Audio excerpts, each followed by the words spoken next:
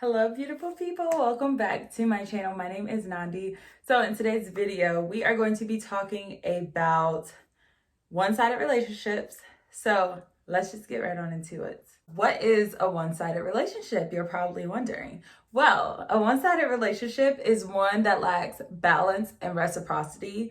And usually when that happens, that means that one person is giving 25 in the relationship and the other person is coming with the rest. What usually ends up happening is that the person that is exerting the most effort in the relationship is going to get burnt out, and it is absolutely going to strain the relationship because that other person is giving more energy, more time, more support, and it's just not balanced, so it will not work. So, what are some signs of a one-sided relationship?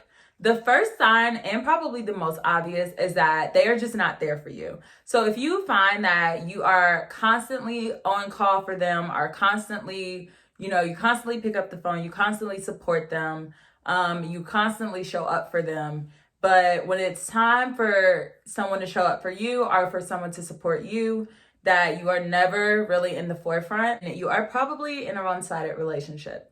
If you are always the one, like with your friends, for instance, if you are always the one that is trying to initiate plans, if you are always the one that is reaching out, and then in relationships, if you are always the one that is just putting in the most effort, if you're always the one that tries to initiate intimacy or any type of closeness, if you just feel like that is always your responsibility, and then when you try to bring it to the other person, they try to downplay it or they try to make it seem like you're exaggerating, you are most likely in a one-sided relationship. The next sign that you may be in a one-sided relationship is if you always feel insecure or you feel like you're not enough.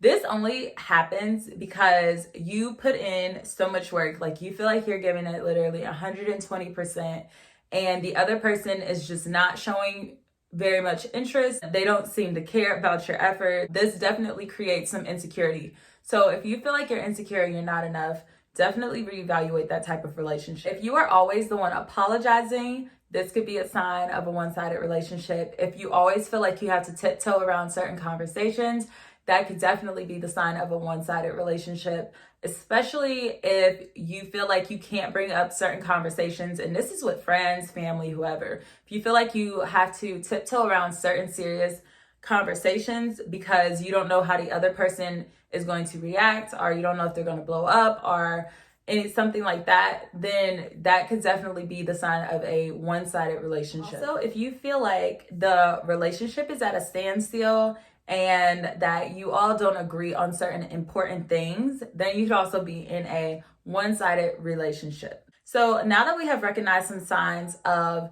the other person, when we are in a one-sided relationship, now I'm going to actually talk about some signs that you are the issue, or that you are the one-sided person in a one-sided relationship. Signs that you are the problem are: one, if you don't deal with problems head on. So again, this goes back to that tiptoeing. If people have to tiptoe conversations around you, or if people do come at you with problems or issues that are going on in the friendship or the relationship or whatever, and you find that it is hard for you to actually sit down with that person and come to a resolution, then you could be the problem.